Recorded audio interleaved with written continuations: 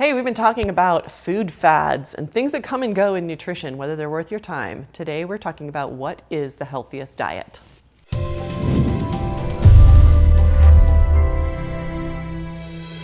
I'm Robin Openshaw, I'm the Green Smoothie Girl, and I'm going to talk to you a little bit today about what is the healthiest diet on the planet.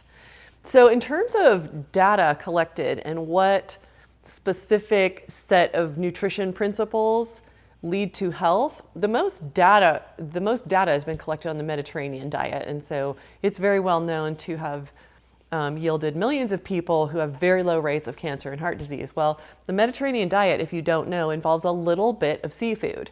It involves a lot of legumes.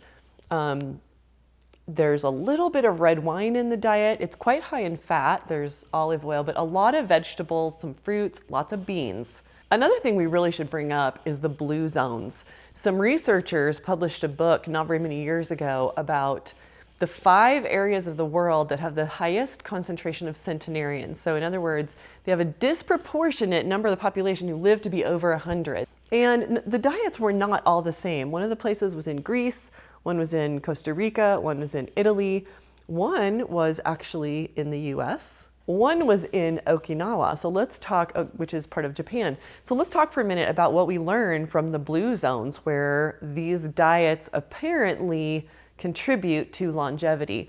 First of all, in one of these communities that they deep dived into to learn about what they did, it wasn't all their nutrition. When people have really deep family roots and a lot of connection to their community and they take time to de-stress, they move their body every day. These are also things that they found in common in these communities. But let's talk about some of the things that we think we know about nutrition that these blue zones might shake up what you think a little bit. First of all, in Costa Rica, the group of people they studied that live a very long time only ate about 7 foods.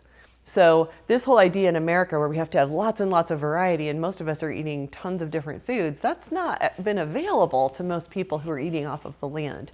And so that Costa Rica, one of the blue zones was primarily vegetarian and it was really 7 foods that they ate a lot of. I think the most interesting group was in Loma Linda, California, and it was a group of Seventh-day Adventists who've been practicing their religion for a few generations.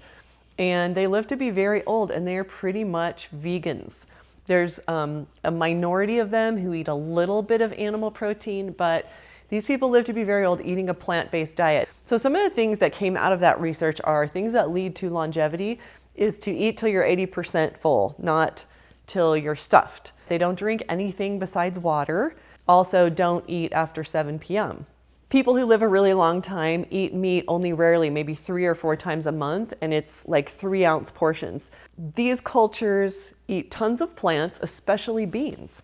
And finally, their smallest meal is dinner. We kind of have that on the flip in the United States that we tend to have our largest meal be dinner, and that is not a healthy practice. So what do we learn is the healthiest diet? The healthiest diet across the board, all 5 of these blue zones, and the Mediterranean diet doesn't have processed food in it. That's what they have in common. So I love to teach you inexpensive, easy, delicious ways to eat whole foods. Make sure that you sign up for the GreenSmoothieGirl.com newsletter. And I share lots of tips with you, lots of recipes, digests of research like this one. But the bottom line is if you want to live a long time and you want to live disease-free, your very best bet is to eat lots of whole foods. Whether you eat animal products or you don't, have the bulk of your diet be greens, vegetables, fruits, legumes, whole grains, nuts, and seeds. That's what the longest living people on the planet eat. See you next time.